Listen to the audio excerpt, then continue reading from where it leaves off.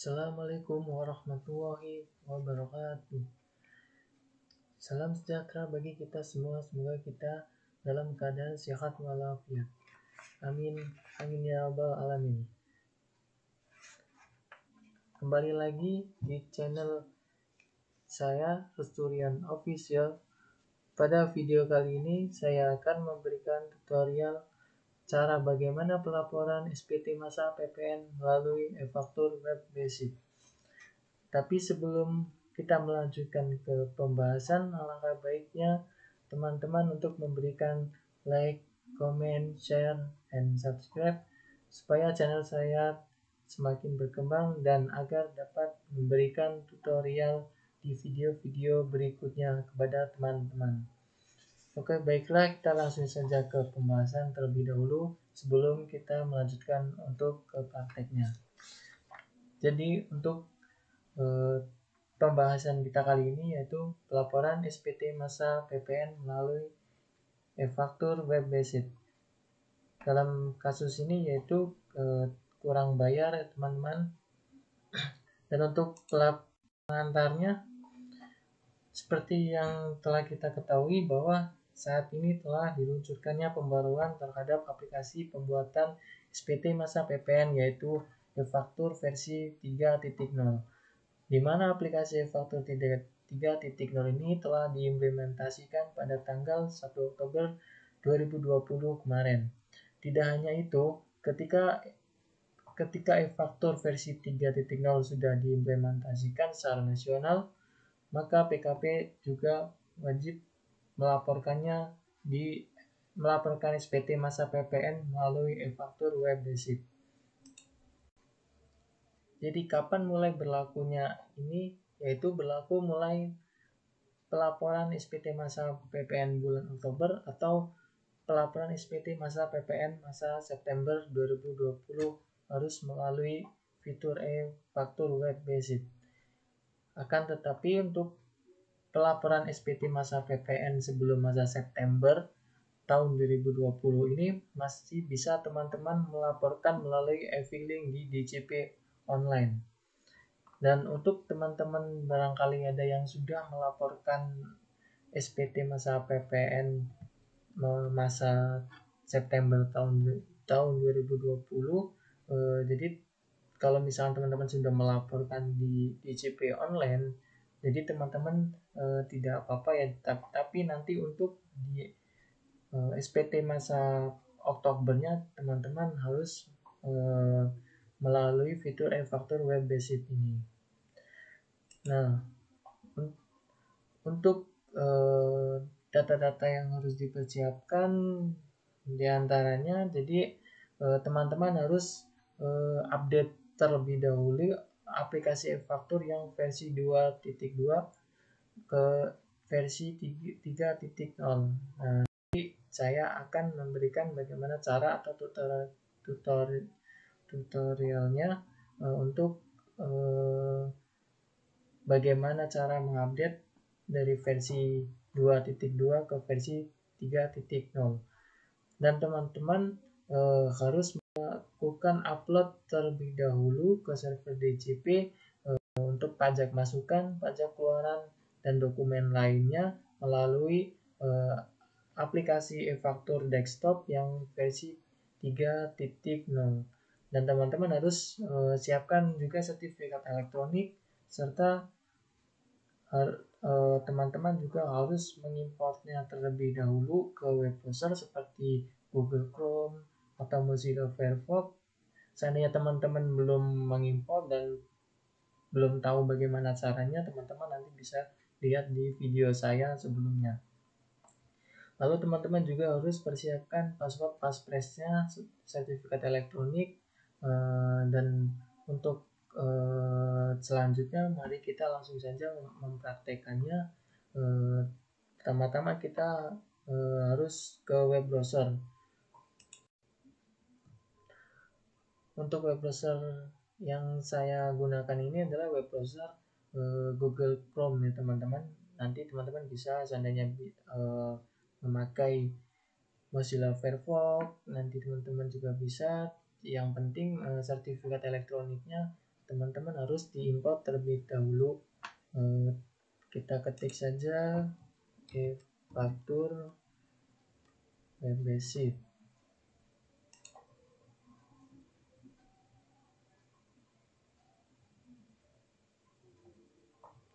Lalu kita klik yang aplikasi e-faktur. Nah, kebetulan di desktop saya atau di laptop saya ada 3 sertifikat elektronik. Nanti teman-teman bisa pilih salah satu mana yang akan mau dilaporin untuk SPT masa PPN-nya.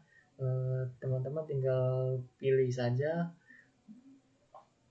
Nah, jadi sertifikat elektronik ini nanti akan secara otomatis muncul ketika teman-teman sudah mengimportnya. Seandainya teman-teman mengimport 3 atau 4, nah teman-teman bisa pilih saja salah satu yang akan kita pelaporin untuk SPT masa PPN-nya.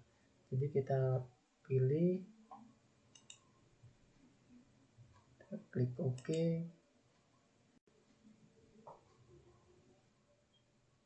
Nah, nanti di sini akan muncul NPWP dan nama badan usahanya ya teman-teman. Lalu kita masukkan password kode Innovanya. Teman-teman juga harus menyiapkan untuk password Innovanya untuk login di e-faktur web basic ini.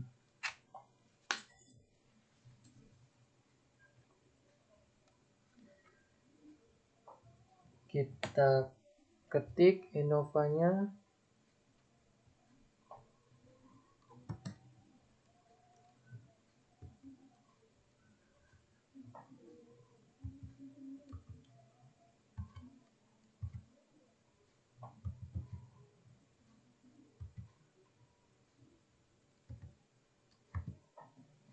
Kalau sudah, teman-teman klik login.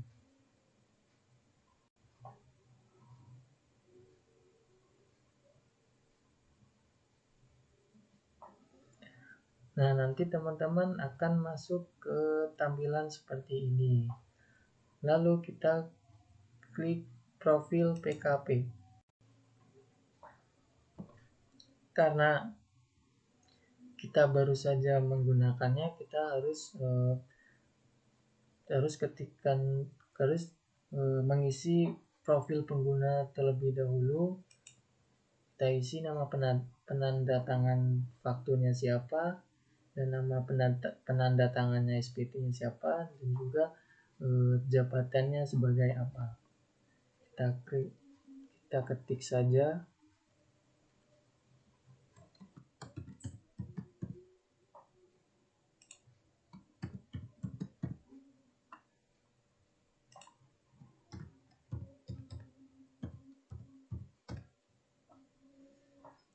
Kalau teman-teman sudah mengetik, diisikan namanya, lalu kita klik simpan perubahan.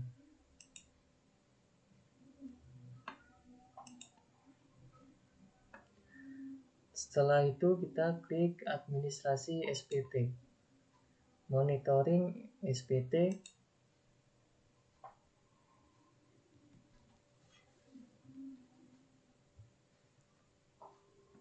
Lalu kita pilih tahun pajak dan tampilkan. Nah, di sini kenapa kita sudah klik tampilkan tapi kosong? Karena sebelumnya kita belum pernah untuk pelaporan SPT masa PPN melalui e-faktur web basic. Jadi seandainya teman-teman sudah pernah melaporkan SPT PPN melalui e-faktur web basic, nanti di sini teman-teman akan ada muncul SPT masa apa saja, tahun apa saja. Karena kita baru untuk pelaporan SPT masa PPN-nya, jadi di sini akan ada tampilan kosong seperti ini. Untuk kita menambahnya, kita klik saja posting SPT.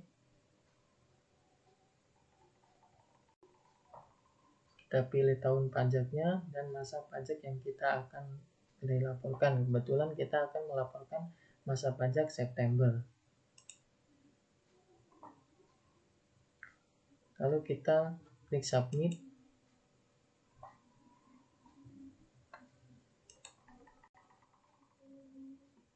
Nah, nanti di sini akan ada tampilan seperti ini, masa 9 tahun 2020, kebetulan 0, proses posting, status sukses, dan ada action. Di sini ada buka, hapus, dan cetak. Maka kita akan membuka untuk menginput kurang bayarnya tadi. Dan di sini juga kita akan dilihat dari kita bisa melihat formulir-formulirnya seperti formulir data ekspor. Kalau kita tampilkan, kebetulan di sini tidak ada data ekspor, dan kita lihat pajak keluarannya. Nah, nanti di sini akan muncul ya teman-teman. Jadi teman-teman nanti bisa mengeceknya. Jadi seandainya teman-teman sudah upload faktur pajak keluaran yang ada di aplikasi e-faktur versi 3.0, jadi nanti di sini otomatis dia akan muncul.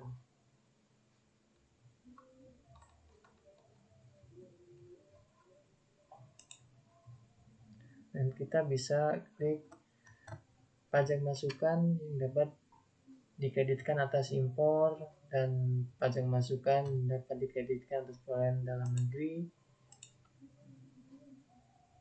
Di sini kebetulan tidak ada pajak masukannya.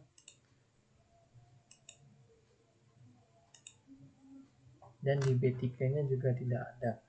Lalu selanjutnya kita klik lampiran AB. Rekapitulasi penyerahannya.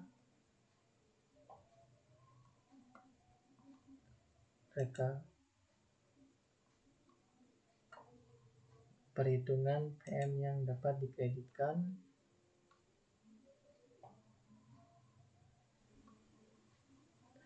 Jadi untuk teman-teman kalau misalkan ada pajak masukan lainnya, nanti di sini akan muncul. Dan apabila teman-teman di bulan kemarin ada kompensasi kelebihan masa PPN pajak sebelumnya, nanti di sini teman-teman tinggal diklik aja, diisikan berapa.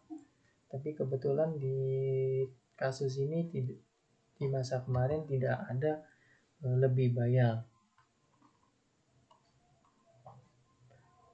Kita klik di sini centang, lalu submit. Lalu di sini kita akan menginput untuk sertifikat elektroniknya. Kita cari sertifikat elektroniknya.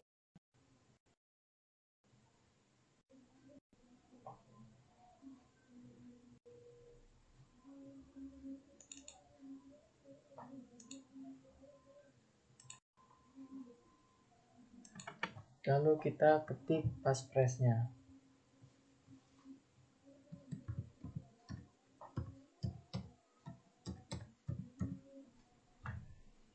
Lalu kita klik setuju.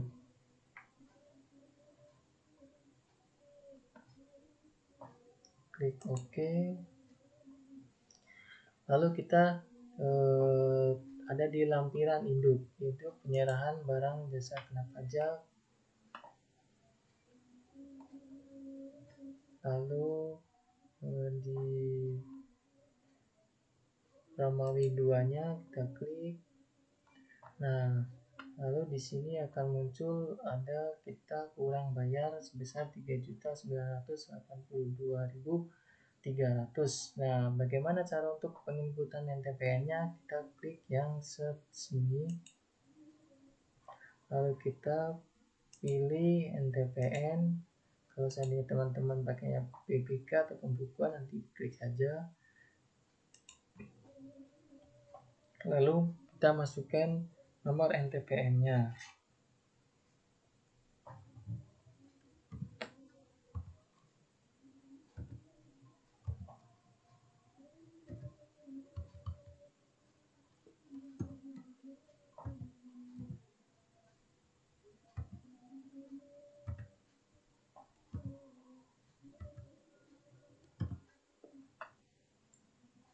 kita input juga nominalnya.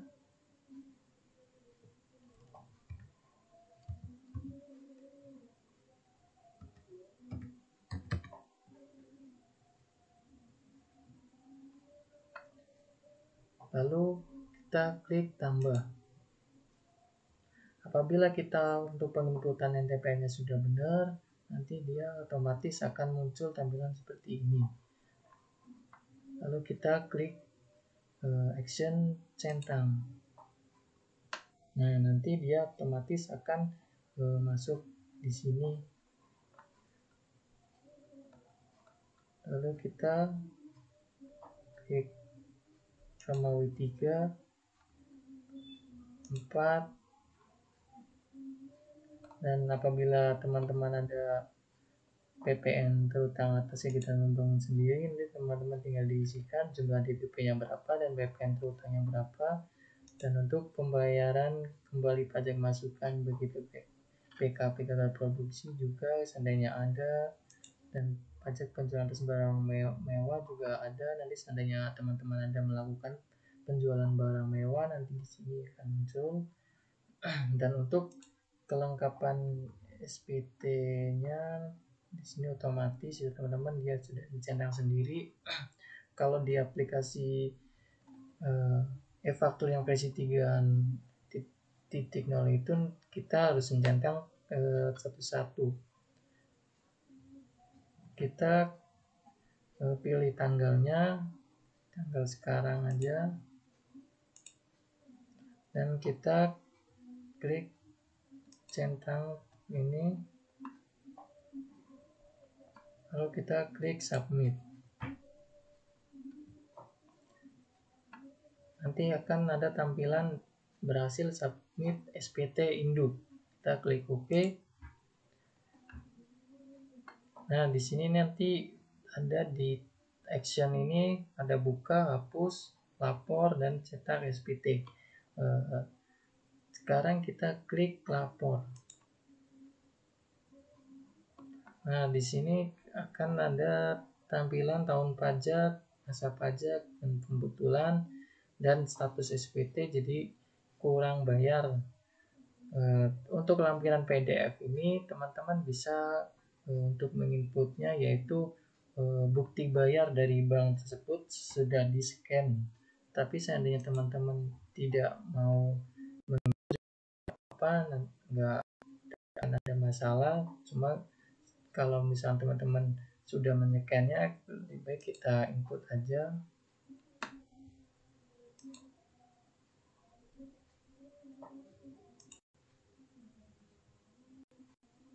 Lalu kita klik lapor. Kalau misalnya sudah berhasil, ada tampilan proses laporan SPT berhasil. Saya klik OK. Nah, kalau misalkan sudah klik berhasil, di sini ada proses dan status, jadi sukses lapor, dan untuk actionnya nanti akan berubah jadi tinggal 2, cuma lihat bukti penerimaan elektronik dan cetak SPT. Jadi kalau misalnya kita di e-filing kan kita harus ada kode aktivasinya dulu, kita masukin yang telah dikirim email. Jadi kalau lewat e-faktur web basic ini tidak usah kita harus input dulu. Kalau misalkan kita mau lihat bukti penerimaan elektronik, kita klik. Nah, seandainya teman-teman mau download, tinggal klik cetak PDF.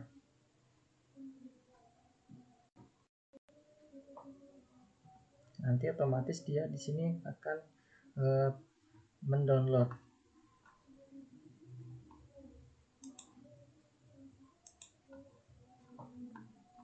Dan seandainya teman-teman mau cetak SPT, sebenarnya di sini sudah tersedia cetak SPT, cuma dia tidak respon. Jadi dia mungkin dari DCP-nya gitu belum update untuk cetak SPT. Jadi teman-teman kalau seandainya mau mencetak SPT, jadi teman-teman harus melakukannya di aplikasi e-faktur desktop yang versi 3.0. Jadi untuk kekurangannya ya, jadi kita untuk pencetakan SPT masa PPN, jadi kita harus cetak manual di aplikasi e-faktur versi 3.0.